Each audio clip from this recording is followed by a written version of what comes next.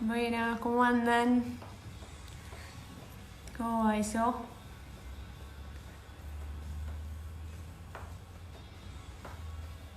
Ahora estamos esperando a que se conecte Bernie y se sume al video. A ver, che, ahí está. Estamos esperando a que se sumen. Ahí voy, ¿eh? Ahí Hola, Gi. estás. Hola, Bernie. ¿Cómo andas? ¿Todo bien? Bien, ¿vos cómo va eso? Bien, todo tranqui. Muy tranqui, la verdad. Muy bien. ¿Leyendo? ¿Estudiando? A full. Con todo, la verdad, con todo. Con todo, metiéndole la tesis. Ah, Este, ¿estás con la tesis? arranqué con la tesis. Así que bueno, nada, a meterla y a terminarla cuanto antes. Así que esto viene bien para un par de cosas. ¿Vos? Bien, sirve bien la refrescada. Bien, bien también. Estudiando y esta noche estoy cursando también, los jueves. Así que nada, metiéndole un poco de todo, de estudio, de trabajo, trabajando bastante, pero bueno. Mirá, ahí Sí, está, bueno, están todos, che, se empezaron a ahí se meter de a empiezan a poquito. conectar, Grillo, querido, tranquilito, criticando. están los nuestros también Como ahí dando siempre. vueltas. Ahí se Che, bueno, conectaron. ¿querés contar un poco de qué va? Dale, dale, arranco y seguimos. Bueno, la idea era como partir de Fede, la rompieron, tenés presión. Nada, mi hermano no me presiona nada, mínimo. Él tiene presión de que yo lo mate a él. Este, la idea era arrancar a hablar un poquito de lo que es la estabilización central, el core, el núcleo de poder o demás cosas que se le pueden llamar, pero partiendo desde la base, de lo que tiene que tener cualquier persona y qué es lo importante. Creo que esa es algo fundamental para cualquier entrenador y la idea con Jim era empezar a hacerlo y que lo pueda hacer cualquiera en su casa, que es la realidad de hoy en día. Y que en realidad haciéndolo, no sé, en Pensacola o en Exo, que te lo hagan los de Exo, o en tu casa, es lo mismo, no necesitas nada más. Es importante decirlo. Y lo que también está bueno aclararle a los que están ahí atrás, sean deportistas, no, profes, kinesiólogos, lo que sea, que lo vamos a tratar de ir bajando a lo más llano posible, a que lo entienda un no deportista, una madre, una persona que entrene porque le gusta, o una persona que no entrene y que quiera entender un poco más del tema, que le son los famosos abdominales o a lo que se le llama, ¿no? Para que todo el mundo entienda de qué va. ¿Cómo entreno los abdominales? ¿Para qué me sirve? ¿Por qué lo hago? ¿Me duele la espalda? ¿Qué tengo que hacer? Bueno, son temas que son re recurrentes y nada, que hay una cantidad de cosas atrás sobre este tema que está bueno empezar a verlas. Nosotros lo vamos a hacer bastante didáctico, como la otra que hicimos, mostrándolo más o menos como lo encaramos nosotros y dándole un sentido para que la gente entienda por qué. Claro, entender el porqué de lo que hacemos, cuál es la base y de dónde arrancamos y hacia dónde vamos. Es eso, entender básicamente eso. Y ahí está la explicación de todo lo que hacemos y por qué no un abdominal, que no tiene nada de malo, depende de la persona, lógicamente, y nada más darle sentido a todo lo que hacemos, básicamente. Bien, empecemos derribando algunos mitos o que algunos empiecen a entender de qué estamos hablando.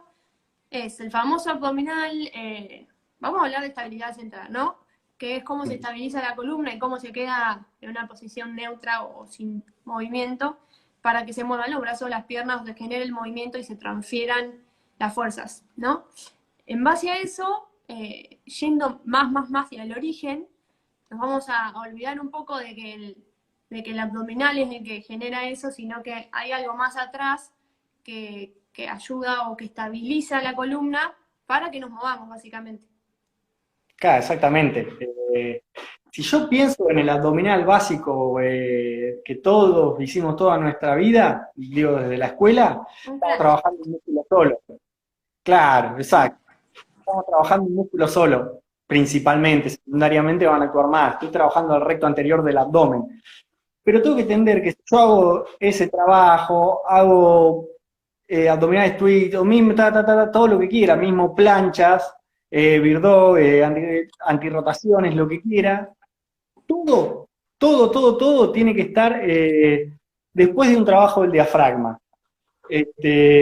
Porque si no, si el diafragma no se mueve bien, digamos, el diafragma, como dice Busquet, no está en ninguna cadena muscular de las 7 que nombra, pero interviene en todas, o sea, está así y cruza al cuerpo en todas sus direcciones. Entonces cualquier cadena muscular va a cruzar sobre el diafragma. Entonces, si el diafragma no está bien, todas las cadenas se van a mover mal, o la que más utilice la persona. Lógicamente, si juega al vóley, manguito rotador. Si juega al fútbol, patea, pubalgia. Y así podemos hablar de lo que querramos. Por eso hay un montón de personas también sacando en el deporte que con un mal patrón respiratorio, vamos a decirlo así, o con un diafragma medio bloqueado o medio ahí quilombo en el diafragma, empiezan los dolores, ¿no? Por algún punto, hay alguna fuga ahí donde aparece ese dolor o esa disfunción. Claro. Para mí siempre está bueno entenderlo desde la anatomía del diafragma. Vos sabés que el diafragma tiene 2 pilares que se conectan en el cuerpo vertebral de L2, L1, L2, L3, por ahí. Entonces, en ese mismo lugar se inserta el psoas ilíaco. En ese mismo lugar se inserta el cuadrado lumbar. En ese mismo lugar viene la fascia que envuelve al transverso, a los oblicuos, y todo converge en L1, L2, L3, por ahí. ¿Qué quiero decir con esto? Que entonces el diafragma está bloqueado, ¿no? Estoy hablando ahí, yo acá, diafragma bloqueado. El diafragma no se mueve cuando yo respiro, si bien va a hacer esto. Fíjense, acá están insertados los otros músculos, y los otros músculos van a seguir al diafragma. Si el diafragma no se mueve, va a bloquear L2, L2 está dura, y lo demás se mueve en base a eso. Entonces el psoas no se va a mover bien, el psoas no se mueve bien, funciona mal el aductor, duele el aductor, pubalgia. Y así para donde querramos ir. Pensemos por lo menos en rendimiento, o si una persona tiene que mover, no importa, tiene que trasladar un peso, una silla, un sillón, moverlo, movilizarse, hacer fuerza, tiene que haber un ancla o alguien estabilizando la columna es un palito, ¿no? Entonces tiene que haber alguien haciendo mucha fuerza para que esto quede estable, para que después vos puedas hacer fuerza, empujar el piso, empujar hacia arriba.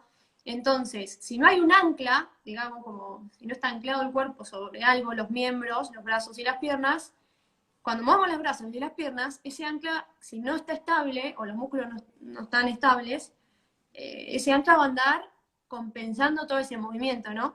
Entonces, claro, ahí se arma el lío. Claro, ponele que el diafragma no esté haciendo su rol estabilizador, no su rol respiratorio.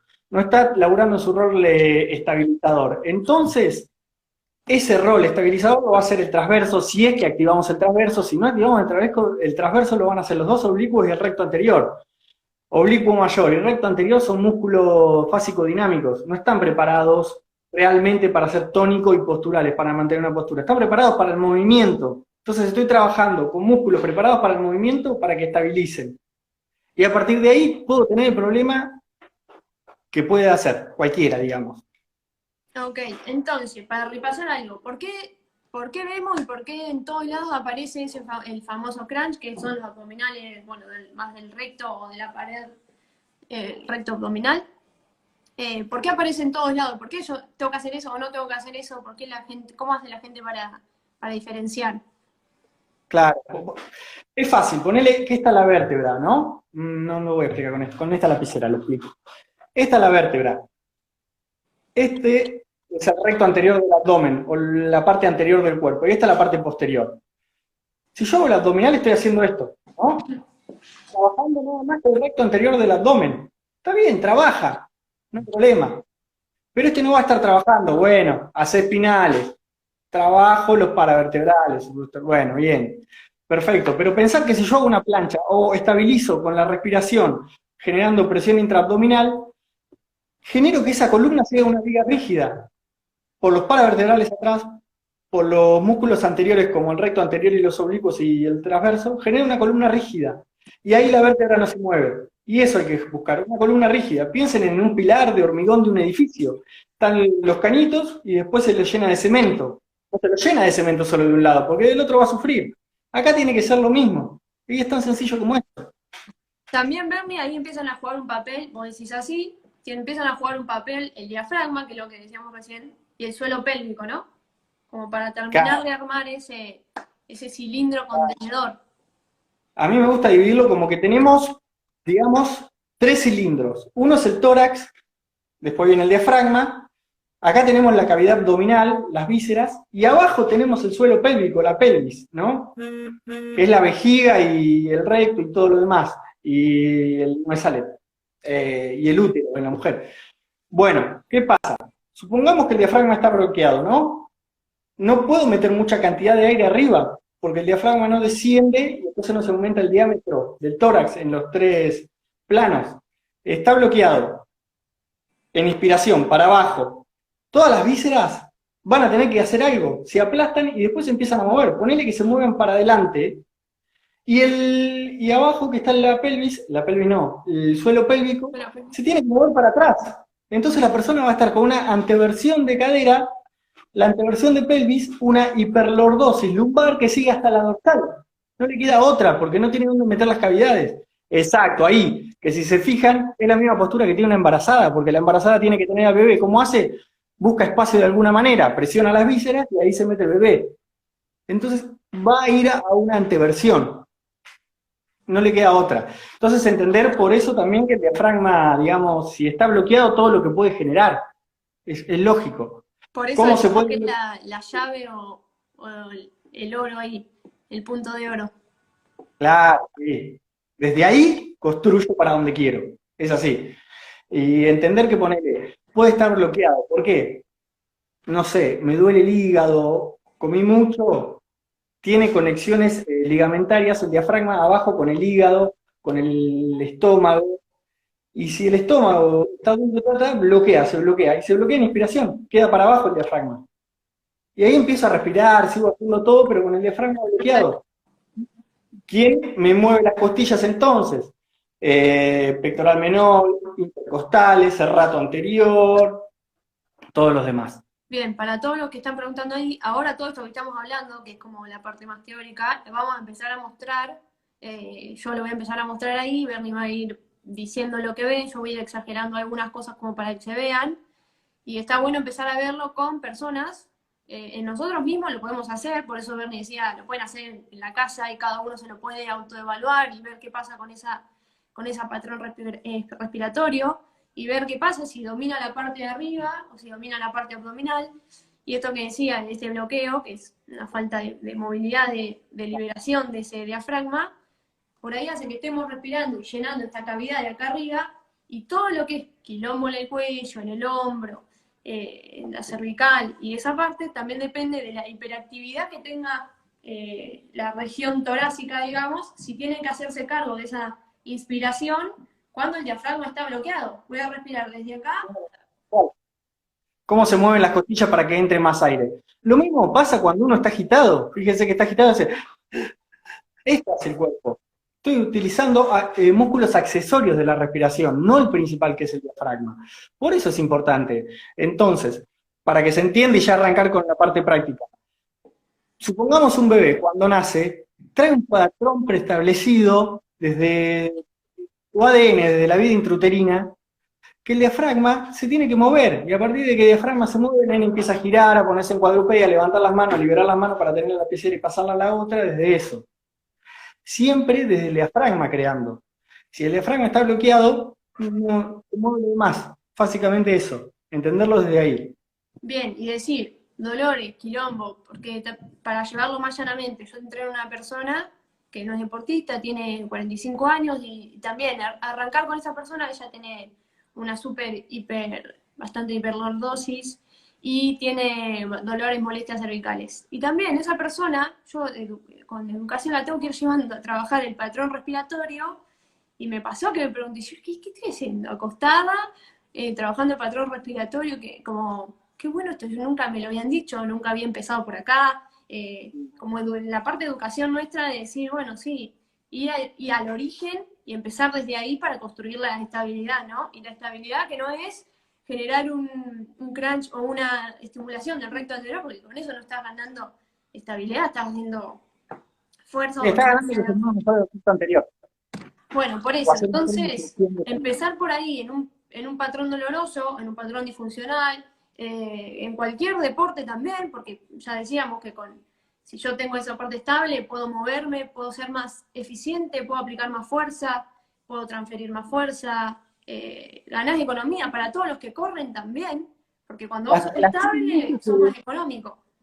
o sea, las tres leyes que gobiernan la postura humana, economía, confort y equilibrio. Si el diafragma no se mueve, no voy a tener economía porque actúan los músculos accesorios. Equilibrio no voy a tener porque las cadenas musculares empiezan a compensar. Y confort lo voy a tener, pero a la larga me va a seguir perjudicando. ¿Qué quiero decir con esto? Si el diafragma no se mueve, básicamente el cuerpo se la va a rebuscar para respirar y para que vos te muevas. Pero en un momento va a aparecer el dolor, en algún lado. Por Va, algún punto va a jugar. exacto. Bien, entonces, para todos los que quieran agregar algo en la casa, que no sea, che, ¿qué hago? ¿Qué puedo hacer? Corren como unos locos, ¿ves? No sé, sin sentido. Entonces, está bueno empezar a ver algunos puntos que son importantísimos y juegan un rol clave, y con eso, no sé, sacar algo un poco más de jugo en lo que es el entrenamiento en casa, ¿no? Exacto, totalmente. Vamos, Bueno, como vos andás indicándome, que ¿cómo empezarías con una persona que te llega y te dice, bueno, me duele la cintura, me duele la parte baja de la espalda, ¿y qué hago ahora? ¿Cómo empezaríamos? ¿Por dónde arrancarías? esto si viene por una lumbalgia, lógicamente uno trata el dolor, o mismo deportista y todo, pero después se tiene que ir en algún momento al patrón respiratorio. Entonces, lo acostás boca arriba, flexionás las piernas para evitar la tensión de los isquios y demás, y ahí pongo una mano en el abdomen y otra mano en el tórax, y que respire, tranqui, normal, que respire como él quiere. Si quiere inhalar por la boca, inhalar por la nariz, exhalar por la boca, inhalar por la nariz, exhalar por la nariz, como él quiera. Ya si inhala por la boca y exhala por la boca es que ya estamos mal de entrada. Y ahí lo que uno tiene que hacer es ver qué patrón respiratorio tiene. ¿Qué quiere decir con esto? Si es un patrón más torácico, si mueve mucho el tórax, si es un patrón más abdominal, si es eutónico, digamos, equilibrado, si es paradójico, si cuando respira levanta mucho el tórax, mete mucho la panza, y ahí veo. En el caso de Jime, lógicamente, Jime está bien, y de acá es muy difícil verlo, No, porque esto pero es más simple de una percepción. voy a exagerarla desde acá. También Dale, exageralo. este patrón torácico más desde arriba se puede ver también cuando acá queda un hueco o se arma un hueco mayor. Tal cual. Ahí está. Ahí sería una respiración torácica. Ahí ya, si respira así como está respirando Jime, sabemos que ya tenemos un problema de bloqueo diafragmático. Después hay que ver si está en inspiración o en expiración bloqueado. Si es deportista, seguro que va a estar bloqueado en inspiración, es lógico. Bien, podemos ver esta que es acá abajo arriba de las crestas ilíacas. Nombrar algo si querés. Sí, ahí. Suponete que Jime ya pasó por ese ejercicio y vimos. Ahora queremos ver cómo activa los estabilizadores profundos y a ver si activa la parte baja de la espalda, lumbar 5, sacro, por ahí. Entonces le pido a Jime que ponga las manos en diagonal, a la altura de la espina ilíaca anteros superiores, y ahí que respire. Y ahora le voy a pedir, ahí ya empezamos con el trabajo respiratorio. Le voy a pedir, Jime, toma aire y cuando lo largues, trata de inflar la panza. Cuando largue el aire, que lo largue despacito y trate de inflar la panza, largando el aire. Expiración.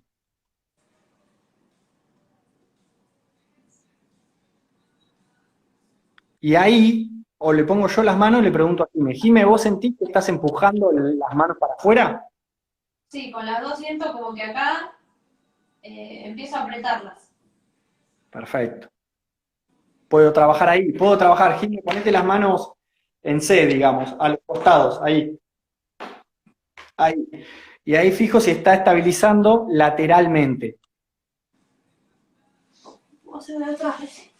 Se puede ver ahí. Lógicamente, ahí lo puedo hacer sentado y ver si estabiliza. Que estabilizar no quiere decir que tenga que hacer fuerza, porque capaz que estabiliza, hace fuerza, yo le estoy mirando las cervicales y tiene los ecos hipertrabados. Entonces está sacando la fuerza de otro lado y está haciendo la estabilización con músculos accesorios. La estabilización que sea generando presión intraabdominal. Con eso que puso. Está bueno ahí decir o nombrar o tener en cuenta que la presión intraabdominal, o esto que estamos hablando, que es llevar el aire a la zona del abdomen y que en ese cilindro se genere presión para que estabilice la columna, tiene que ser 360 grados. O sea, tiene que ser un globo que le están pasando, llenándose de aire, y que dentro de todo ese cilindro se genere esa presión. Por eso recién hacíamos esta, que es más lateral, entonces sentir también que las manos se abren y se cierran, como llevando aire también al lateral, y también en la parte de abajo, para abajo, ahora lo vamos a hacer, la del cocodrilo y la de la toalla. Vale. Y esto, sobre todo, lo estamos haciendo para que la persona, ¿por qué estos ejercicios? Para que respire bien, lógicamente, pero ¿por qué? Para que la persona tenga propia percepción de lo que hace su diafragma en la respiración, para luego, a partir de ahí, partir a patrones respiratorios, para activarse antes de la competencia, para partir a patrones respiratorios, para realizar ejercicios de fuerza, para levantar cargas altas y a donde quiera ir. Bien, explica, Jimmy, ahí lo que estás haciendo. Bien, yo acá me puse una toalla, puede ser cualquier cosa que se pueda poner ahí abajo de la zona lumbar, para entender que cuando este globo se llena de aire, también la presión me hace empujar lo que yo tengo abajo. ¿Se entiende? Tengo que sentir que estoy empujando, en este caso, la toalla, no sé si se ve ahí. Exactamente. Si yo no siento nada, ni que estoy ejerciendo presión hacia abajo, es porque en ese sentido no estoy llenando el cilindro, ¿se entiende? Perfecto. La otra que tenemos para ver eso también es boca abajo. ¿Se ve ahí? Sí, se ve perfecto, Jimmy. Ahí fíjense cómo se aumenta la cavidad. Ese balón abdominal se infla, básicamente. Por eso, si yo no tengo el diafragma que baje y genere presión en las vísceras, no se va a inflar. Eso es muy difícil de que se infle. Entonces, por eso son todos estímulos propioceptivos para que Jimmy empiece a sentir su diafragma. ¿Cómo se mueve su diafragma? Yo ahora estoy exagerando, pero está bueno sentirlo y que la persona empiece a sentir qué pasa en ese cilindro y que es en todas las direcciones, que cada uno, imagínate si no lo entrenaste nunca, y nunca nadie te lo dijo esto en la primera vez, no entendés ni qué estás haciendo. Entonces es también una educación progresiva, de ir dando señales. Yo esto también lo explico, de que a veces con alguien algo te funciona y con otro lo mismo, ni te funcionó. Entonces es ir buscando distintas estrategias, sin usar tanto la palabra, ¿no? Porque por ahí decimos, bueno, ahora infla la panza, bueno, ahora las costillas que no se te abran. Bueno, como que el cuerpo de la persona, en todos, funciona y se mueve o no se mueve y lo hace naturalmente, y por más que le queremos dar una orden, no es que va a cumplir todas las órdenes porque conscientemente queramos que salga de una manera. Entonces, buscar estrategias para que ese sistema nervioso regule el movimiento de una u otra manera, resolviendo ese desafío que le generamos, ¿no? Otra opción es acostado, tener una banda que más o menos me genere presión, donde yo la tenga que empujar hacia afuera, ¿se entiende? Yo ahora no tengo una banda, pero imagínense que yo acá tengo una banda en este cilindro, donde yo llevando y trabajando desde la presión intraabdominal, tenga que empujar esa banda en todas las direcciones. Claro, perfecto. Son distintas estrategias y hay que ir a buscar ahí qué le puede servir a cada persona. ¿Para qué? Volvemos a lo mismo. Todo esto para generar el patrón preestablecido que tenemos desde que nacemos. Entonces sabemos que desde que nacemos, primero el diafragma, después todos los otros músculos. Y acá tiene que ser primero el diafragma, después todos los otros músculos. Ya una vez que sentimos que ya el diafragma lo controla y lo mueve, lleva tiempo, hay que tener paciencia, a veces no se va a mejorar, a veces necesito meter mano, a veces no, a veces sí, depende. Pero ya, una vez que sabemos que mueve el diafragma, ahí ya puedo empezar a, meter dificultad en el movimiento. Bien, ahora lo vamos a hacer. Lo que te voy a preguntar a vos es, ¿el diafragma? Yo te lo pregunto como alguna pregunta que por ahí puede llegar a surgirnos. Yo lo puedo activar o desbloquear con movimiento, moviéndolo, y a la vez lo puede hacer alguien manualmente. Sí, eso es justo lo que hablábamos el otro día, que yo al diafragma manualmente lo libero en 10 minutos. trabajando con las manos, libero en 10 minutos, y está bueno a veces porque yo lo estoy liberando el diafragma manualmente, y por ahí te metes por una parte y te dice, ahí me mata el dolor, está pasando por el hígado, y ahí me mata el dolor. Entonces decís, mirá, capaz que lo tiene bloqueado porque tiene un problema en el hígado. Bueno, va a ser para otra charla eso, pero bueno, por ahí lo libero con, sí, por ahí lo libero con las manos, pero después necesito el trabajo propioceptivo. Le digo, bueno, lo tenés liberado, ahora trabajá la propiocepción, informale a tu cerebro que tenés un diafragma, voluntariamente, porque involuntariamente ya lo sabe por el sistema autónomo. Entonces, ahí es un tire y afloje, o lo laburo nada más con patrones respiratorios y haciéndolo respirar, o le meto mano y después patrones respiratorios. Depende de lo que cada uno y lo que sepa cada uno. Es lo mismo, no varía mucho.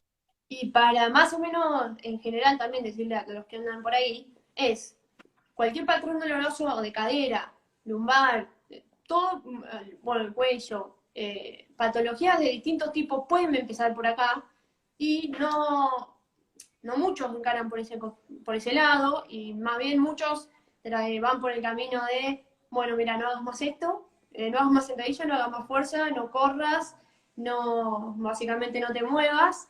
Entonces, en vez de ir a buscar el origen o de intentar encontrar por dónde viene el quilombo, claro, empezamos a sacar diferentes patas, y sí, a mí capaz que no me duele, no sé, puede ser que eso no te duela más, pero cuando te quitaron un montón de posibilidades de movimiento y vas más en decadencia en la parte más salud también, ¿no? Entonces, ir a buscar eso es un punto clave para todos. En cualquier patología, en cualquier cosa, en algún momento tengo que abordar ese trabajo. A mí me pasó de estar en el hospital militar, consultorio kinesiología gigante, y cuando estaba haciendo las prácticas, y las personas venían siempre lumbalgia, lumbalgia, lumbalgia, personas grandes, señoras grandes, y tenía que ir a trabajar el patrón respiratorio. ¿Cómo con esto? Y después me pasó a estar en Acumen con deportistas de alto rendimiento y hacer el mismo trabajo. Y si ves una clase de yoga, hacen el mismo trabajo. Si ves RPG, hacen el mismo trabajo. Si ves cadena muscular y buquel, va a ser el mismo trabajo. Exo, el mismo trabajo. Todo arrancan desde ahí. Bien, también está bueno nombrar que cualquier medio de pelote que se pueda llegar a armar, no es me acuerdo una frase de Grey Cook que decía, no, porque vos le vas a echar la culpa a la cortadora de pasto del domingo, decía, ¿no? Como diciendo, vos no vas a ir a revisar lo que hiciste 10 años atrás, continuamente, día a día, pero sí le vas a ir a echar la culpa al que el sábado cortaste el pasto 3 horas y te mató la espalda. Entonces, también cada uno se hace cargo de cómo es su patrón y cómo es su historia de movimiento, y también yendo y metiéndonos un poco en estos patrones de neurodesarrollo, que se mete un poco de DNS ahí, que se basa en eso, pero en todo lo que pasa en los primeros años de vida, donde se configura el sistema nervioso y el movimiento, como ahí algún acontecimiento que haya pasado puede ya enquilombar un patrón para la vida, ¿no? Y bueno, sí, sin ir más lejos, ¿viste cuando uno se asusta, se pega un cagazo en serio? ¿Qué hace? ¡Ah! Listo, ¿qué fue eso? El diafragma que se bloqueó, tan sencillo como eso, es así, punto. A mí me pasó de estar en clase y que un profesor me empieza a tocar y yo morirme de dolor en el hígado y me dijo, ¿vos tuviste alguna patología? Sí, cuando tuve 10 años tuve hepatitis. Bueno, mirá, me dijo, 10 años, a los 29 que tengo ahora, se dio cuenta a los 29. Y todo lo que podemos hablar de esto es impresionante. Pero bueno, vamos a seguir. Bueno, vamos a seguir, sí. ¿Vamos a hacer la parte de estabilidad o seguimos con respiración y avanzando sobre...? Suponete que ahora ya controlamos el diafragma. Ahora vamos a pasar a la parte de estabilidad. Y está bueno entender en esta parte, yo siempre lo entiendo de esta manera, de cómo arranca un bebé a moverse. El bebé arranca siempre, va a estar boca arriba. Si lo pongo boca abajo, va a estar boca abajo, pero con la cabeza para el costado, porque todavía no tiene control cefálico. Va a estar boca arriba, manos juntas y ahí. Ese es el patrón que tiene un bebé cuando nace, un patrón flexor. Después que empieza a liberar manos, pone la mano para arriba. Ahí, libera manos y pies. Primero uno, después el otro. Entonces ahí puedo hacer el patrón respiratorio, que baje uno, que controle uno, el otro, uno, el otro. Después alterno, porque el bebé hace lo mismo, después empieza a alternar. ¿Qué querés, no? Y después entender, con dos y variante que quiera. Y después entender que esta es la posición, fíjese que todos los laburos de cualquier arrancan boca arriba, porque es lo que menos presión le mete a la columna, donde la columna sufre menos. Hay que entender eso, es entender la biomecánica y ya está lo demás. Yo no hice el curso de DNS, pero entiendo cómo se mueve un bebé, nada más. Bien, Bien, desde acá, sí, boca abajo, boca abajo. desde acá las planchas, lo que es plancha, lo que es cuadrupedia, plancha corta, plancha alta. Mirá, ponete en un Bird Dog, Gi. Y ahora entender esto. Jim está en un Bird Dog. Hacelo cruzado ahí. Quédate ahí, Gi. Ahí, fíjense, paramos a Jime y es la misma posición que usa uno cuando patea. Entonces estoy construyendo movimiento. Primero, activé el diafragma. Después, lo supo controlar. Hizo estabilización. Lo pongo así y estoy trabajando un patrón que después va a ir a hacer en la cancha. Estoy trabajando movimiento, tan sencillo como eso. También en ese patrón cruzado caminamos todo. Corremos. Todo. Cadena cruzada anterior. Por eso cuando tenés pubalgia también vamos a trabajar la cadena cruzada para fortalecer no solo el aductor, el psoas o lo que esté debilitado, sino también arriba. Por eso. Bien. Desde acá, después va la parte arrodillada, se construirá lo que es antirotación. Ahí el bebé empieza a gatear, después se puede arrodillar, empieza a hacer esto que se le denomina el paso de caballero en los bebés, que es una posición dividida baja, y ahí puedo trabajar también muchísimas cosas. Desde ahí a parado, de a 2 pies, y de 2 pies, bueno, los trabajos unipodales que serán lo último que hagamos. Mirá todo el video para llegar. Y después entender también cómo arranca moviéndose la columna. Primero el bebé la va a mover para adelante, después la va a mover para atrás, después se va a inclinar lateralmente y por último va a rolar. Ahí, después Por último va a rotar, porque rola antes, perdón, me confundí ahí. Sí, sí. van para arriba, para abajo, todos los patrones laterales también acá. Son las planchas, bueno, lo mismo, planchas cortas, planchas, todas las que sean de manera lateral. Después viene en sí lo que es la cuadrupedia, lo que lo decimos birdo, patrones desde la cuadrupedia. Después arrodillado, después con posición dividida o paso del caballero. Y después llegaremos a parado, que esa es la construcción que va haciendo, ¿no? Del neurodesarrollo. Claro, la construcción del neurodesarrollo y la que menos sufre la espalda si te pones a pensar. La espalda para lo que no está preparado es para que la tracción, perdón, el disco intervertebral, la espalda no está preparada para que la traccionen y para generar, y para que la roten al intervertebral. Y es tan sencillo como entender esto. Yo le hago fuerza y no genero algo, estoy haciendo fuerza para abajo y para arriba. Para los costados, ahí lo muevo un poquito, pero si lo roto, necesito menos fuerza y ya crujió la botella. ¿Ve? Entonces, este mecanismo de torsión rompe a la columna, rompe al disco intervertebral. Entonces, dejémoslo para lo último. Cuando estabiliza el diafragma, cuando tiene fuerte el 360 que decía esquema de estabilización, y a lo último vamos a la antirrotación. ¿Por qué? Porque daña la columna, el disco intervertebral, tan sencillo como esto. Bien, para entender o pensar un poco eso, pensemos en una latita de coca vacía y en una latita de coca llena. La llena sería con una buena estabilización o un buen patrón de estabilización con el diafragma, el 360 de la presión intraabdominal, y una latita total, una latita sin líquido vacía. ¿Cuánto yo puedo abollar la que está llena con esa presión que tiene desde adentro? Y cuánto, bueno, puedo maniobrar a la que está vacía, ¿no? Sí, man, perfecto. Ese te lo voy a robar porque no lo tenía ese ejemplo y está re bueno. Y sí, aparte es pensarlo para el que no lo entiende, que la presión y la estabilidad viene desde adentro para afuera. No que yo tengo que bloquear y apretar y sentir que ahí estoy estable, cuando ahí parecería que es un tubo hueco, ¿no? Primero desde adentro para afuera. Exacto, lo que dice, primero el contenido y después el continente. Y después también, aquí iba a decir, tener en cuenta cómo sufre la columna. Dijimos que acostado no sufre. Parado tampoco sufre tanto. Si ya le meto flexión, sufre la columna. Entonces tengo que ver cómo meto flexión. Hay que ver si hace una buena bisagra, cómo está la charnela lumbosacra. Y entender, digamos, que si yo estoy en flexión y con peso, va a sufrir 8 veces el peso que estoy cargando. Entonces carga un peso muerto con 100 kilos. La columna L5, sacro, L4, por ahí, toda esa zona, va a sufrir 800 kilos de peso que le están cargando, si no está activada.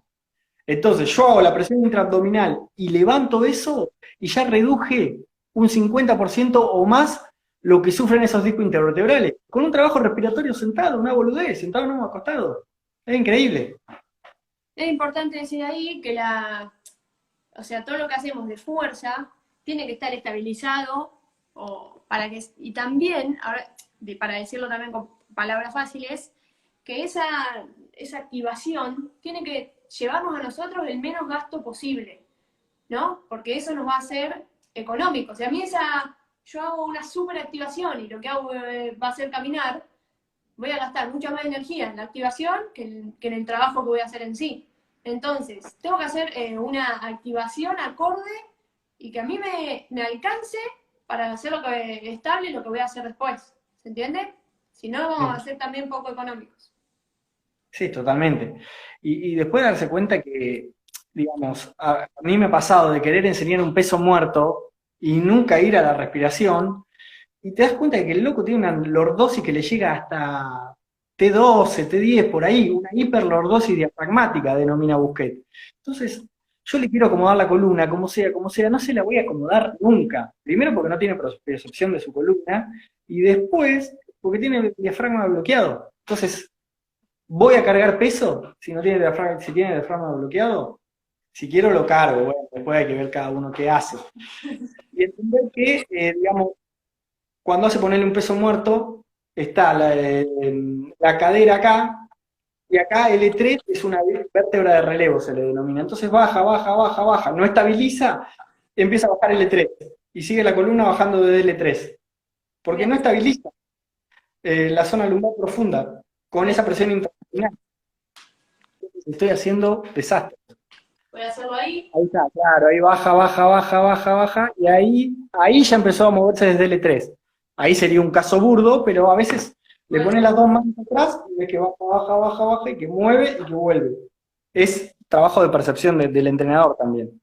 Pero es importante porque todo nace del movimiento diafragmático.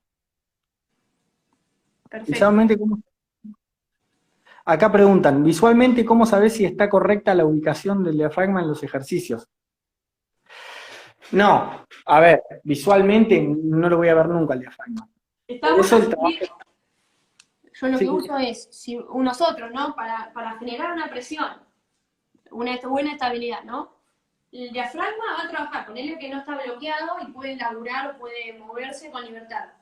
Siempre se tiene que dar en un plano paralelo entre las costillas, entre la base de las costillas y la cadera. Ahí no se mueve tanto.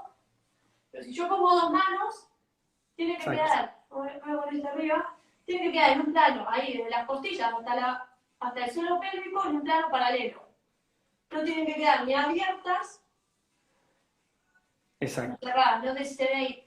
En cuanto están paralelos, yo ahí puedo moverme y tocarme desde la cresta ilíaca y sentir si se me abrió o no, y poder empezar a generar movimiento, entendiendo que esos dos planos siguen estando paralelos. Perfecto. Y si no, como profe, trabajar mucho con la mano del deportista. O sea, mucho poniéndole las manos, bajá, bajá, bajá, poniéndole la mano en la espalda, haciéndole que mueva la cadera. Mucho trabajo nuestro también.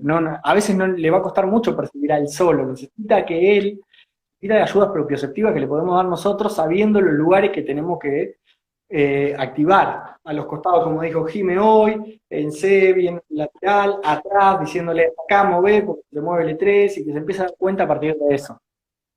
Bien, y hablando un poco de la construcción, bueno, y una vez que eso va estable, yo no me quedo, una vez que eso empieza a funcionar, no te quedás un año trabajando esa parte, sino vas progresando y eso lo vas integrando con un movimiento, ¿no?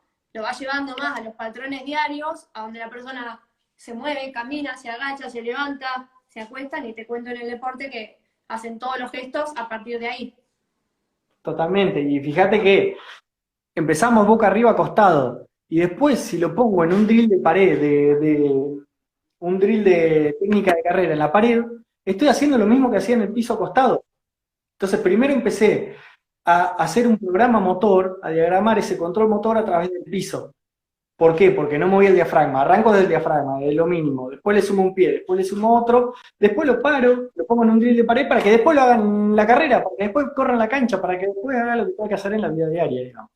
Claro, lo transfiera y lo haga de manera eficiente, digamos, sin tanto gasto de energía y lo más automático posible, porque obviamente no vamos a estar pateando una pelota, saltando, corriendo, pensando en cómo tengo el diafragma, dónde tengo el aire. No, bueno, se tiene que dar fluidamente, automático. Por eso el estímulo de inflar la panza y no tratar de bajar en las costillas, cerrar las costillas, porque si no, no genero que el engrama motor del deportista sea lo más automático posible, sino genero que sea lo más voluntariamente posible y a la hora de patear va a tener que pensar en un montón de cosas en vez de pensar, nada, pateo. Claro. Entonces, bien, entendamos que con esto, pudiendo aplicar más fuerza, porque tenés bueno, vos sacás un montón de beneficios de rendimiento también. Saltar más alto, patear más fuerte, correr más rápido, y bueno, todos. ¿Cómo vamos de tiempo?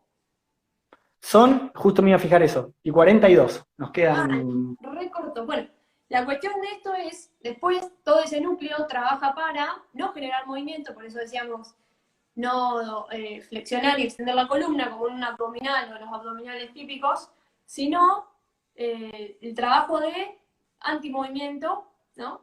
Eso nos faltaría ver ahí algunos ejemplos para terminar. Dale, vamos con eso, sí. La idea de antimovimiento es eso, evitar el movimiento, básicamente. Si yo hago una antiflexión, evitar el movimiento de flexión. Una antirrotación, evitar el movimiento de rotación. ¿Por qué? Porque tiene que estar la columna rígida y las extremidades moverse a partir de eso. Es una máquina excavadora, está fuerte a donde está el tipo laburando y levanta kilos con los hidráulicos de los costados. Ahí Jimé estaría haciendo un antiflexión. ¿Qué significa eso? Está evitando la flexión del... Perfecto. Bien. Entonces, empezaríamos por antiflexión, antiextensión, no dejar que la columna se flexione, no dejar que la columna se extienda y generar movimiento a través de ese antimovimiento, ¿se entiende? Algo queda estable para que algo se mueva. Como Pilates, en el método Pilates lo llama el centro de poder o el núcleo de poder. Listo, ya está. Y es Pilates, ¿no? Nada más darse cuenta. Y si nos metemos mucho ahí, vamos a tener que hablar de Halloween o Ligo, y ahí por ahí alguno escribe. Pero bueno, tienen otro método también de respiración que habría que diferenciarlos para entender de qué se trata. Sí, pero bueno, eso ya es. Ahí está Jimé. Haciendo un bird dog. Perfecto. Bien. Después los antiflexión lateral serían todo lo que es en el plano. Exacto. Fíjate, mira, ahí levantá una rodilla como una plancha lateral carrera aquí. Una, ahí. Exacto, ahí, ¿ven? Entonces estoy trabajando la estabilización lateral de Jime para cuando venga después en la carrera, esté corriendo derecho, si la paramos a Jime, está corriendo, y cuando venga un estímulo, digamos, inestable desde el costado, trabaje la estabilización y siga corriendo derecho, básicamente para eso. Bien, después tenemos todos los puentes de glúteo, que es lo mismo. Bueno, desde acá, no sé si se ve. Desde acá. Que esa es la construcción de un peso muerto, de un empuje de cadera, es la construcción de la triple extensión que voy a usar en la carrera. Después, ¿ven? Ahí Jimmy está corriendo de vuelta. Siempre se da esa relación. Claro, por eso también entender, no sé, allá de esto meterlo más específico, pero el corredor o el que hace running, que solo corre, y después estructuralmente son o débiles porque no lo laburan, qué importante que es también que todo ese núcleo esté estable, ¿no? Y fuerte para después manifestarlo en lo que quieras. Claro, exactamente. Por eso hay que arrancar desde el diafragma, si no todo se va a poder hacer tranquilamente, pero voy a gastar más energía y si tengo un músculo que me gasta poca energía y me estabiliza, lo tengo que aprovechar, básicamente eso. Bien, habría que agregar a estos algunos anti-rotación, que sería la última parte, una vez que ya vengo avanzando. Obviamente desde acá yo me voy a ir a trabajar a lo que es posición dividida. Lo mismo, acá puedo generar, no se va a ver, Pero si yo tuviera una bandita que me tire atrás, ponerle acá, que me genere esto, yo voy a tener que estar estabilizando para que no se me abran estos dos planos que decíamos. Entonces, Exacto. laburar desde acá, laburar con una bandita que me lleve hacia adelante, y lo mismo, frenar esa flexión, laburar con una bandita que me lleve del costado, La rotación. Perfecto. frenar que no me lleve, me la banco acá, entonces lo que estoy es frenando la rotación, por eso se le dice antirrotación. Y lo mismo Y después es puedo combinar movimientos con el tronco recto cruzados, para trabajar las cadenas cruzadas. chop y listo. Exacto. Ahí, como quiera, depende de la cadena que quiera trabajar. Mirá, si está haciendo para este lado, está abriendo la cadena lateral. Ahora Jimé lo hace para el otro, está abriendo la cadena cruzada. Variantes hay millones, por eso hay que saber qué necesita el deportista nomás. Y lo importante ahí es ir construyendo algo estable que vaya llevando a la persona a estar de pie, ¿no? Después va a pasar todo cuando tenga dos pies en el piso y después habría que llevarlo a un pie también en el piso, que es donde se da todo básicamente el movimiento. Y después de un pie en el piso, a una transferencia. Con una antirrotación, puede ir como una especie de estocada atrás y volver y levantar la rodilla arriba, volver de vuelta para atrás con la estocada y volver con la rodilla arriba. Y ahí ya estoy siendo un patrón muchísimo más funcional, muchísimo más cercano a la carrera. Claro, Básicamente. es importante, porque nosotros decimos, bueno, listo, ahora trabajamos en la estabilidad, o el core, o como quieran decirle, en la zona media, o el bloquecito de zona media, y decís, bueno, hago la antiflexión, antirrotación, antiextensión, antiflexión lateral. Ahora, todo eso después interviene y sucede en un mismo momento. Entonces está bueno integrar todo eso, como decías vos, en momentos o movimientos que involucren a todos esos en el mismo movimiento o momento. Exacto, totalmente. A ver, acá hacen preguntas. A ver, acá que chicos, ¿el abordaje que realizan responde al bracing? Sí, responde al bracing, tranquilamente. Decir si querés un poco algo de bracing y Halloween para Básicamente, bracing. Ahora, que es lo mismo que el esfuerzo de Valsalva, que se denominaba antes, pero el bracing queda más canchero. Es meter aire en la panza, trabar la panza, cerrar el periné, cortar el chorro, digamos, hacer fuerza. Entonces corto todos los orificios que tiene el abdomen y genero una viga rígida. Y esa viga rígida es lo que me ayuda a mover altas cargas. Pero ¿qué pasa con el bracing? Me dura poco tiempo. Después, tengo que largar el aire, no le queda otra. Y genero mucha presión arterial. Pero es una forma. Por eso la presión intraabdominal que hablábamos con Gil. Bien, ejemplos de qué. Ahora si metemos algún ejemplo más, lo hacemos, no hay ningún drama.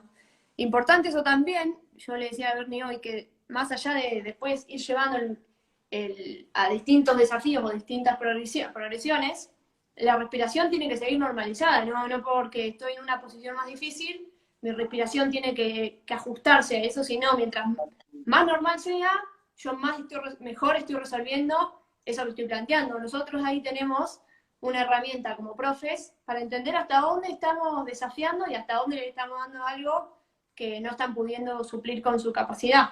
Si vemos que la respiración, la cara también, si yo veo que está súper complicado de que no lo puede hacer, y su sistema nervioso no lo va a dejar coordinar ese movimiento. Entonces puedo bajar un escalón y meterle algo más simple que lo pueda resolver, porque ese va a ser el estímulo donde si lo resolvió puede pasar al siguiente nivel. Si lo está peleando que no está pudiéndolo hacer ni resolver con una respiración normal o normalizada, no es un estímulo que sea desafiante, sino es algo superador y tengo que ir un pasito para atrás. Totalmente. Que lo va a hacer igual, pero nosotros no queremos. O sea, no queremos que llegue a hacer un ejercicio bien, sino lo que queremos es que tenga un buen engrama motor, un buen programa motor en su cabeza, en su sistema nervioso, que su sistema nervioso entienda cómo se tiene que mover. A partir de la activación del diafragma, que se tenga que mover. Eso es lo que queremos lograr. Entonces, llevar la estabilización central al movimiento. Último, al movimiento, a que juegue en la cancha, el deporte que sea, o sea Doña Rosa que tiene que estar sentada en un escritorio 10 horas. Ahí también hay algunos otros mitos para derribar, que es Sí, yo me canso un montón, la verdad que no tengo capacidad aeróbica, no tengo resistencia, bueno, esas son las frases que por ahí recibimos, y por ahí te estás cansando un montón porque estás siendo muy ineficiente en esa respiración. Entonces no es que no tenés capacidad aeróbica, sino que estás haciendo, si tenés que gastar 10 en ese trabajo y estás gastando 100, por supuesto que te vas a ver súper agotado y fatigado. Totalmente. Es más, a mí me acuerdo de un chico que vino a Acumen que jugaba al básquet, picaba la pelota y no respiraba cuando hacía la acción de básquet. Bueno, pausa. Hacía. Pará, me mareé un poquito, me decía. Y sí, no estás respirando. Era chiquito igual. Entonces ahí a partir de abajo, enseñar a respirar, lo que hicimos al principio del vivo, de a poquito. Un ejercicio de básquet le tengo que hacer porque si no se va y no vuelve más. Y es parte de la estrategia que tenemos que empezar a utilizar nosotros. Es así.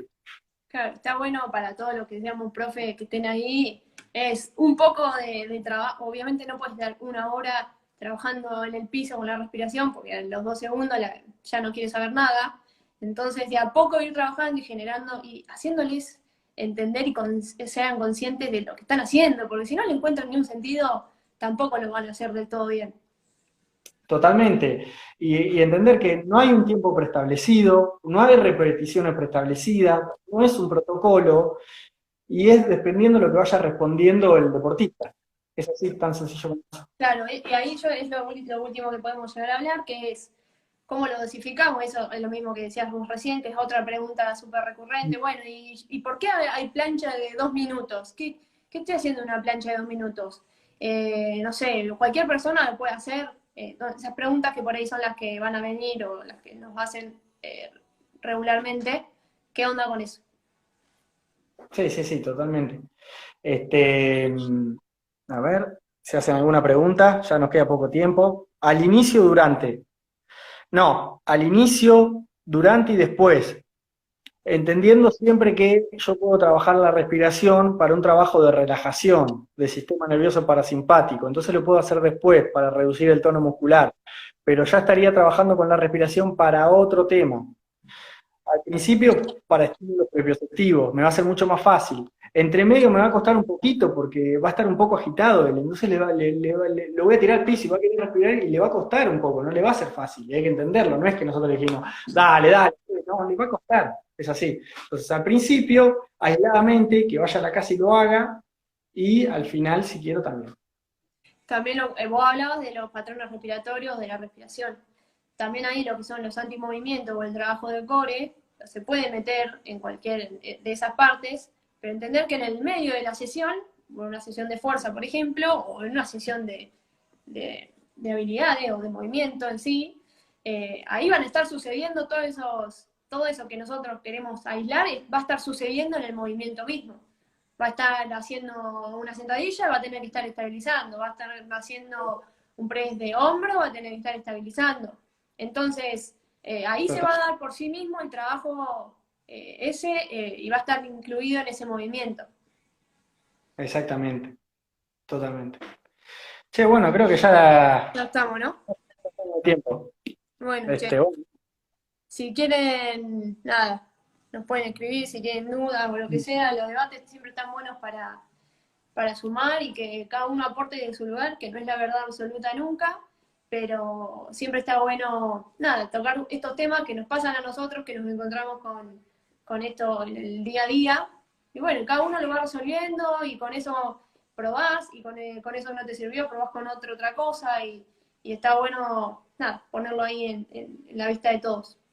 Exactamente, totalmente. Bueno, nos encontraremos para algún otro Para vivo. algún digo, y vemos de qué. Yo cada vez que voy aumentando, que arranco desde abajo puedo hablar, digamos, pie, tobillo, rodilla, todo. Cuando me voy acercando al hombro ya menos sé.